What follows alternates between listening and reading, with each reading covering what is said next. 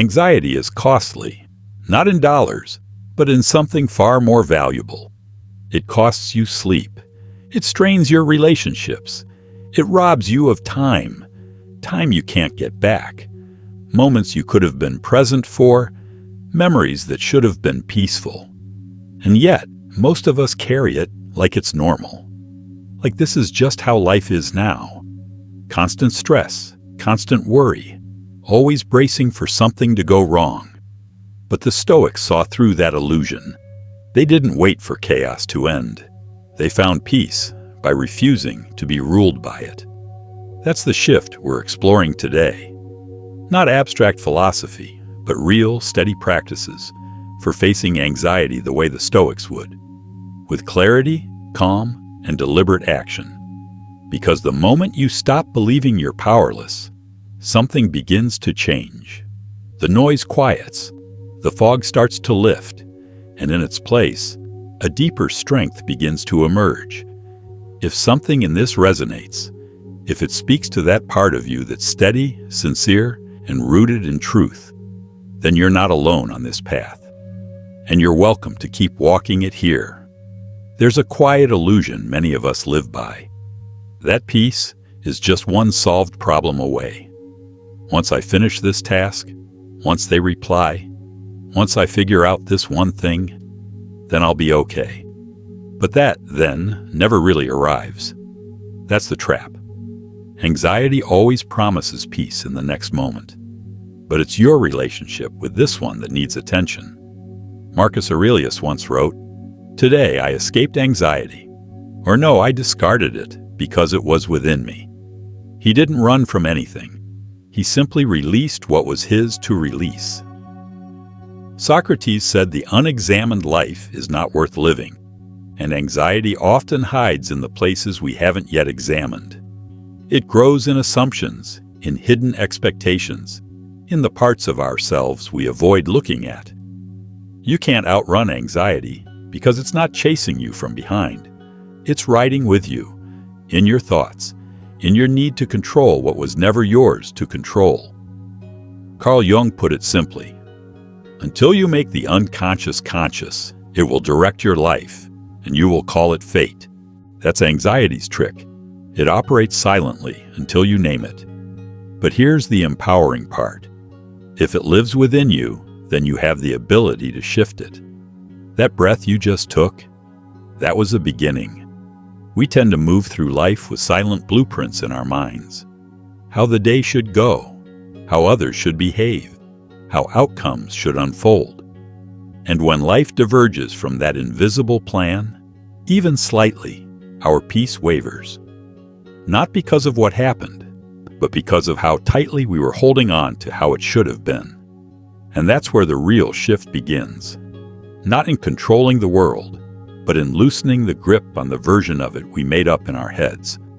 Life has never promised to follow our plans. The Stoics knew this well. Epictetus said, "Some things are up to us, and some things are not." The sooner we learn to recognize the difference, the lighter we begin to feel. Even in ancient Greece, they wrestled with this tension. Plato once said, "A good decision is based on knowledge, not on numbers." In other words, wisdom isn't about how perfectly life matches our expectations. It's about how thoughtfully we respond when it doesn't. Anxiety feeds off control. It grows in the tight grip of "this must go my way." But life doesn't work like that. It's unpredictable, messy, imperfect, and still beautiful. Peace doesn't come from fixing every crack. It comes from learning to sit with them, to be still in the middle of the mess. Carl Jung once said, "Even a happy life cannot be without a measure of darkness." So maybe the question isn't, how do I make this perfect? But rather, can I let this be imperfect and still be okay? Most of us spend so much time avoiding discomfort that we forget how strong we actually are. We tiptoe around failure, rejection, uncertainty, as if sidestepping them will make us safer. But the more we avoid, the larger our fears become. The Stoics took a different approach. They didn't wait for adversity to arrive. They trained for it. Seneca, a man of wealth, chose discomfort deliberately. He slept on the floor, wore rough clothes, ate simply. Why? To remind himself that he could, to shrink fear by meeting it. He would ask, "Is this what I was so afraid of?" And most of the time, the answer was no. There's something powerful about choosing to face what scares you.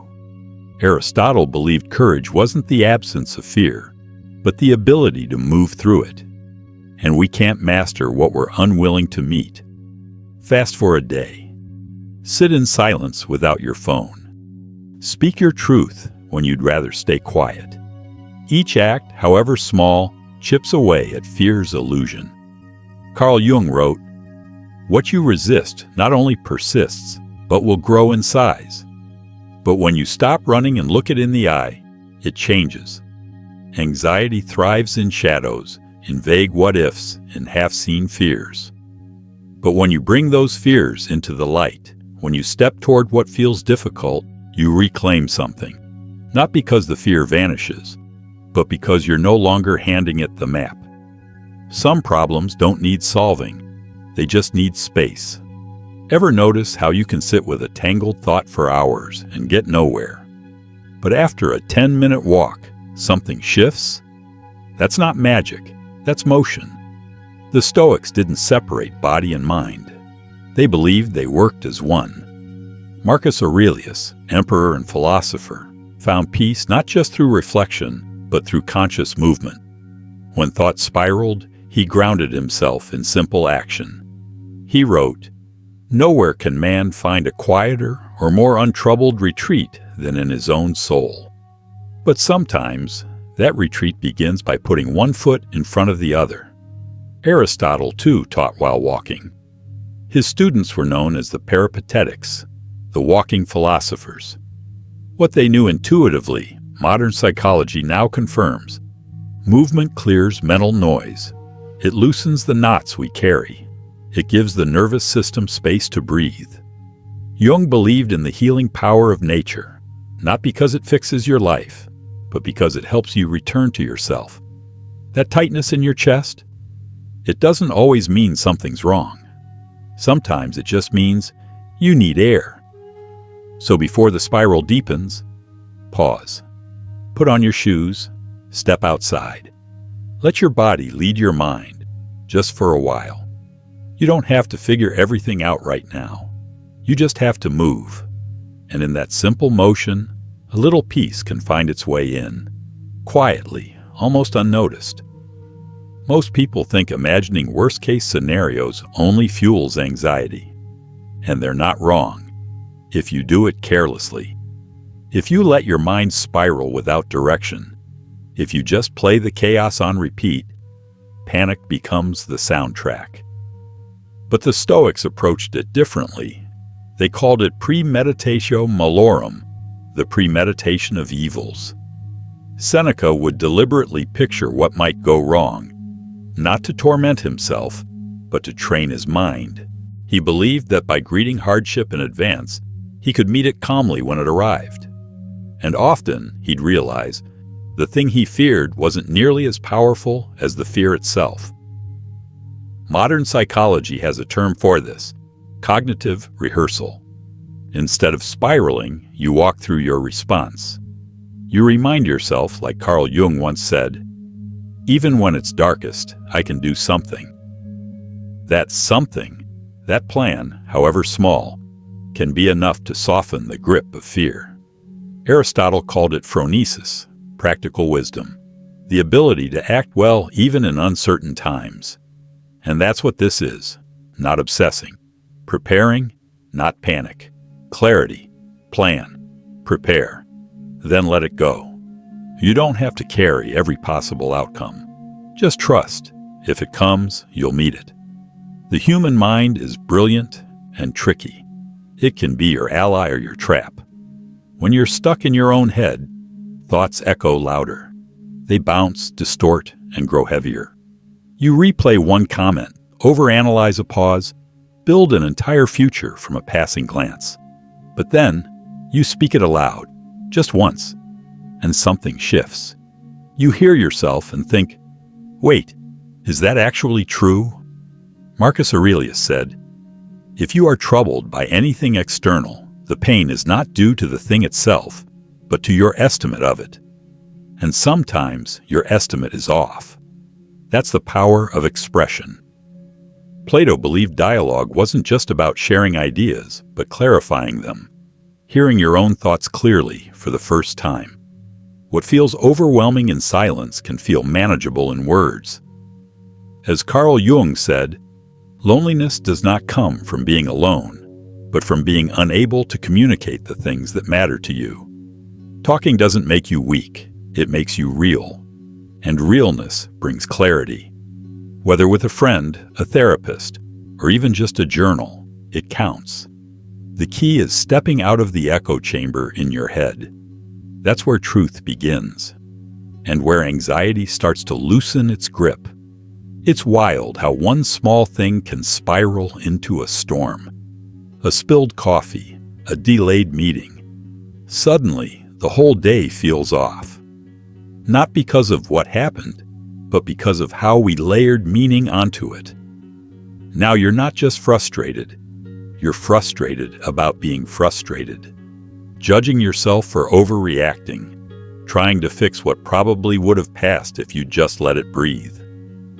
The Stoics had a word for this inner chaos, pathos, emotions gone unchecked, rooted in mistaken perception. Epictetus said, "It's not things that disturb us, but our judgments about things. The delay didn't spiral you. You did." Socrates taught that wisdom begins with knowing what things are, and just as importantly, what they're not. Most of the time, the issue isn't the situation, it's our resistance to it. Jung once said, "What you resist not only persists, but grows in size." Every time you try to fix, label, or push away discomfort, you give it more weight. But there's strength in not reacting, in observing, in letting a feeling rise, noticing it, and letting it float past like a cloud. That's not avoidance, that's wisdom. There's a quiet strength in those who don't flinch when life gets messy. They face loss, uncertainty, heartbreak, and somehow they don't just survive. They transform. They're not hardened. They're grounded, like they've made peace with something the rest of us are still fighting. That's the essence of amor fati, the Stoic practice of not just accepting fate, but loving it. Not in a naive or toxic way, but with a deep sense of trust. That what you're facing isn't punishment, it's preparation. Marcus Aurelius wrote, "The impediment to action advances action. What stands in the way becomes the way." The obstacle isn't the enemy, it's the path. This isn't about pretending hardship is easy. It's about asking, what strength is being forged in me right now? Jung said, "The greatest problems in life are fundamentally unsolvable. They cannot be solved, only outgrown." That's what amor fati is. It's the quiet decision to stop running from what is and rise with it instead. And sometimes that rise begins in nature, in stillness, in stepping outside and letting your senses recalibrate. The trees don't rush. The sky doesn't apologize for changing. The stars don't panic about being late. And maybe you don't have to either. And in that space, in that silence, you remember something important. You were never meant to live like a machine. You weren't built to run nonstop, to fill every second, to measure your worth by how much you get done. As the Stoics might remind us, nature itself holds wisdom, not the kind that shouts, but the kind that whispers. Marcus Aurelius often looked to the natural world for perspective. He reminded himself that everything has its rhythm, its cycle, its season, and that resisting that rhythm only brings unnecessary suffering. "Observe how the stars move in harmony," he wrote, "and let that rhythm guide your own inner life." Plato believed that beauty, especially in nature, has a moral function, that it calls the soul back into balance, that golden light at dusk, the quiet before sunrise. They aren't just beautiful, they're healing. Carl Jung once said, "The world will ask you who you are, and if you don't know, the world will tell you." But nature doesn't ask, it just is. And in learning from it, you return to yourself, not as a performer, not as a checklist, but as a human being, with a right to rest, a right to pause. We spend so much energy trying to control what we were never meant to hold. We replay conversations, worry about how someone saw us, try to predict outcomes far outside our reach. It's exhausting, and often pointless. The Stoics saw this clearly. Epictetus said, "Some things are up to us, and some things are not." Just that one line can lighten everything, because once it sinks in, you stop carrying what was never yours to carry. Socrates taught that wisdom begins by recognizing what you don't know, and with that humility comes peace. You can't control someone's mood, or their opinions, or their choices, but you can control how you respond. You can choose integrity over impulse, patience over panic, purpose over exhaustion. In a world full of unknowns, your mindset is the one constant you get to shape. So when something starts to weigh you down, pause. Ask, is this in my control? If it's not, let it go. Focus on what is. There's a voice in your mind that no one else hears, but you do every single day. It questions your choices, criticizes your mistakes, whispers things you'd never say to someone you love. What's wrong with you? You always mess this up. Imagine saying that to a friend. They'd be devastated. So why do we speak to ourselves that way and call it normal? The Stoics understood the power of inner dialogue. Marcus Aurelius reminded himself constantly. He was a soul in training, not a finished product. He wrote, "Don't be ashamed of needing help. You have a duty, just like a soldier at their post." That's not weakness, that's being human. Socrates said, "The foundation of a good life is knowing yourself." But knowing yourself isn't about shame. It's not tearing yourself down every time you fall short. It's learning to meet your flaws with honesty and compassion. Jung once wrote, "The most terrifying thing is to accept oneself completely." And that's what most of us avoid. We think harshness leads to growth, but more often it leads to shame. And shame freezes us. True growth begins with kindness, the kind that holds you accountable, but without cruelty. So next time that voice speaks up, pause. Talk to yourself like someone worth protecting, because you are. And no one needs your kindness more than the person you live with every moment of every day, yourself. The mind is brilliant, but left unchecked, it can also become a skilled storyteller, and not always in your favor. It drifts into the future and begins writing tragedies that haven't even happened. You rehearse a conversation that might go wrong. You imagine plans falling apart, and you feel the emotions, fear, regret, shame, before there's any reason to. That's the weight of anticipatory suffering. Seneca called it out directly. We suffer more in imagination than in reality. We pay interest on debts we may never owe. Socrates believed wisdom began with acknowledging what we don't know, and the future, by nature, is unknowable. Yet we treat worst-case scenarios like guarantees. We confuse preparation with prediction. But there's a line. You can be ready without being consumed. Jung said, "Neurosis is always a substitute for legitimate suffering." In other words, when we spiral in anxiety, we're often avoiding the present, the actual moment, by fixating on imagined ones. Aristotle believed the wise act with reason and moderation, not fear. So yes, make the plan. Think it through. Be responsible. But then, let it go. Don't lose sleep over a story your mind made up. Don't carry pain that isn't yours yet. Reality is enough. And if something does go wrong, Trust yourself. You'll face it then. Not before, not after, but when it matters most. It's strange how quickly a single moment can send us spiraling.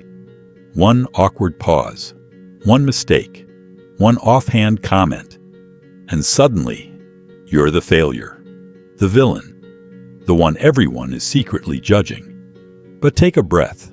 What actually happened? Someone didn't text back. A project didn't land perfectly. These are just moments, neutral events. The weight comes from your interpretation. The Stoics knew this deeply. Epictetus said, "Men are disturbed not by things, but by the views which they take of them." Plato taught that the soul seeks truth, but can be trapped in illusion, mistaking shadows for reality. That's what anxiety does. It convinces you that your fears are facts, but they're just stories, narratives your mind has written, often without your permission. The good news? You can revise the script. You can slow it down, question it, and shift it. Carl Jung once said, "I am not what happened to me. I am what I choose to become."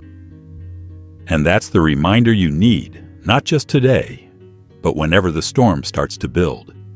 You are not your fears. You are not your thoughts. You are not your worst moment. You are the one who sees them. And in that awareness is your strength. I am what I choose to become. And that includes what you choose to believe. So the next time your mind jumps into drama mode, try saying this instead. It didn't go how I hoped, but that doesn't mean it's a disaster. I'm still learning. I'm still here. That one shift from judgment to understanding might be enough to bring you back. Not to the story fear created, but to the reality rooted in growth. Because the mind is powerful. It can build bridges, write poetry, imagine worlds. But that same power, when left untethered, can turn inward and start creating storms. One offhand comment, one missed call, and suddenly you're spiraling, playing out a whole story that hasn't even happened. You've written the script, cast yourself in it, and forgotten to question whether it's even true. This is what the Stoics warned us about. Marcus Aurelius said, "You have power over your mind, not outside events. Realize this, and you will find strength. Your imagination can be your ally, or your captor. The choice is yours." Socrates believed that unexamined thoughts lead to confusion, even suffering. So when your mind runs wild, pause. Ask yourself, is this real? Or is this just fear, disguised as foresight? Carl Jung added a deeper insight. Your vision will become clear only when you look into your own heart. Fear often reveals what matters most. But that doesn't make the fear true. Use that same creative mind to imagine something better. Picture strength, not collapse. Connection, not rejection. Try telling yourself stories that lift you, not ones that weigh you down, because you're already a storyteller. Now's the time to write something worth living. It's easy to feel overwhelmed when life comes at you fast. Deadlines, expectations, conversations you've been avoiding, and suddenly, your chest tightens. Everything feels urgent, like it needs your attention now. But that's rarely the truth. What you usually need is a pause, a reset, a moment to come back to yourself. That's where Stoicism shines. Their solution to chaos wasn't control. It was clarity. Epictetus offered one simple, grounding question. Is this within my control? Try it the next time anxiety flares up. Just asking the question creates space. If the answer is yes, if there's something you can do, then act. Even the smallest move forward softens the fear. But if the answer is no, if it's truly out of your hands, that's your cue to release it. Not because it doesn't matter, but because it's not yours to carry. Aristotle said, "Clarity of purpose brings order to the soul." And that's what this question does. It simplifies, it anchors, it cuts through the noise. Carl Jung wrote, "I am not what has happened to me. I am what I choose to become." That choice starts with awareness. Let this question become your compass. Is this in my control? Ask it. Write it down. Let it guide you. Here's one of the hardest truths to accept. You don't get to control what life throws at you. People may lie.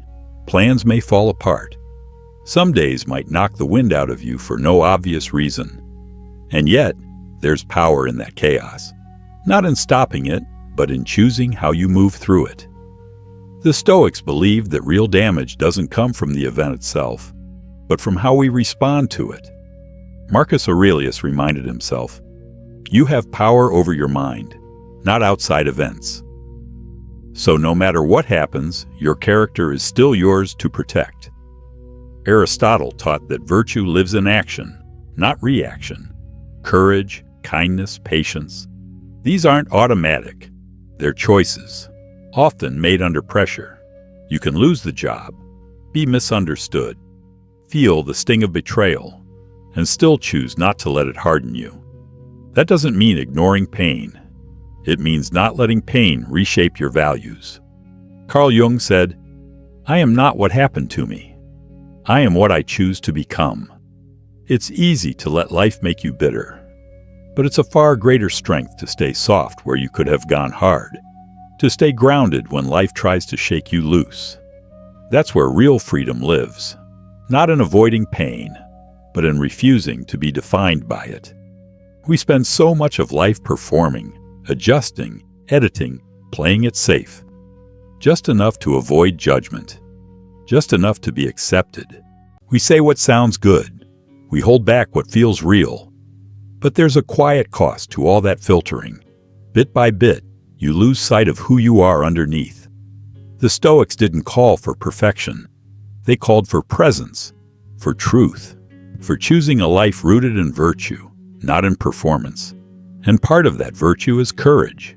The courage to show up as yourself, even when it's uncomfortable. Not everyone will understand you. Not every path will be smooth. But the goal was never to be untouched by life, only to meet it honestly, and to become, with each challenge, a little clearer, a little kinder, a little more yourself. It's wild when you think about it, how easily we hand our worth to strangers.